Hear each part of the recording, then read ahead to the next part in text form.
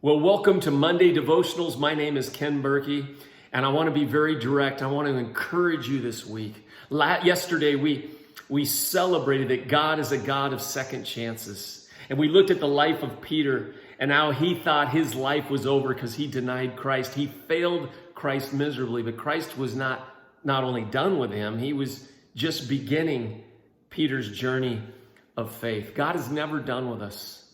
If you're watching this right now, I want this week for you to remember God is never done with us, and he will finish the work that he started even though we fail, because as humans, we fail. We do. But I think the most difficult thing for us as people of faith is we tend to see ourselves as we see ourselves, not as God sees ourselves. And this week, I want you to practice seeing how God sees you. He sees us differently than we see ourselves. I pray this is an encouragement to you today. Last week, I wrote a blog. And I'd like to verbalize it to you because I think this will help this week. In the book of Revelation, in a very unique symbolic language, Jesus says, I will give you a white stone with a new name written on it. It's talking about how God sees us, not as we see ourselves.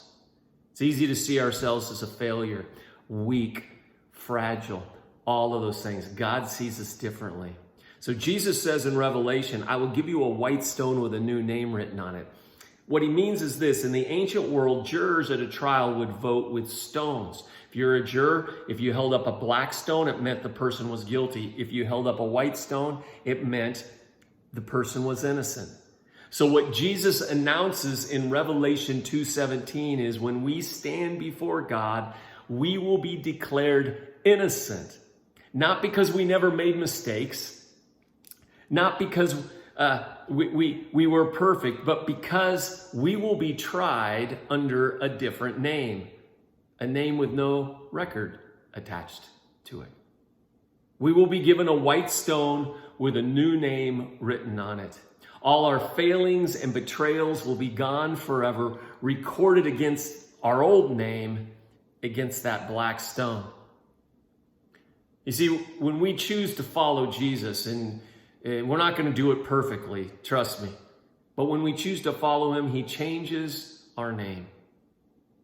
He changes our name from hopeless to a living hope. That's where it says in Jeremiah, for I know the plans I have for you, says the Lord. They are plans for good and not disaster. They are plans for a future and hope. When we follow Christ, he changes our name from fatherless, abandoned, to adopted and found. One of the most beautiful scriptures, Psalm 68, that he is a father to the fatherless, a defender of the widows. This is our God, whose dwelling is holy. God places the lonely in families. He sets prisoners free and gives them joy. When we follow Christ, he changes our name from overwhelmed by troubles and calamity to an overcomer and to saved. Psalm 138:7 says, though I'm surrounded by troubles, you will protect me from the anger of my enemies. You reach out your hand, and the power of your right hand saves me. When we follow Christ, he changes your name, my name, from accident to intentionally made. As the psalmist said, you were the one who put me together inside my mother's body, and I praise you because of the wonderful way you created me. Everything you do is marvelous. With your own eyes, you saw my body being formed. Even before I was born, you had written in your book everything that I would do. As you live out this week, will you see how God sees you? He gives you a new name. It's written on a white stone. And because of that, because of God's grace, you are not a slave to the fear all around us, to your own fallenness, but you are a child. And no matter how crumpled up or run over you might feel on days, you are infinitely valuable. That's why Paul writes in Romans 8, you have received God's Spirit when you were adopted into his family as his children. And so now we can call God this week Abba, Daddy, Father. For his Spirit joins with our spirit to affirm that we are God's children. Because of grace, he sees you as you will become and not as you are.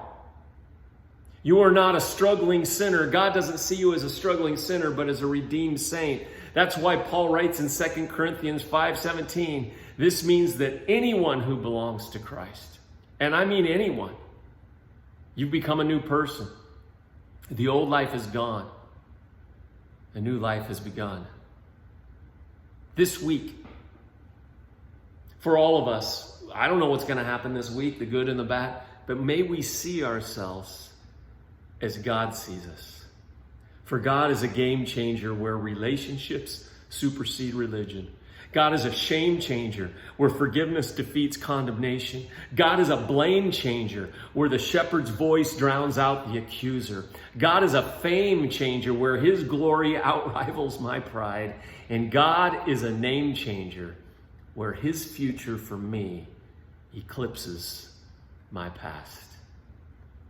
I will give you a white stone with a new name written on it. God bless you.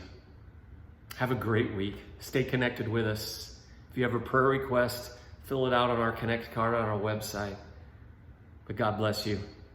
You're in our prayers, and we'll see you soon.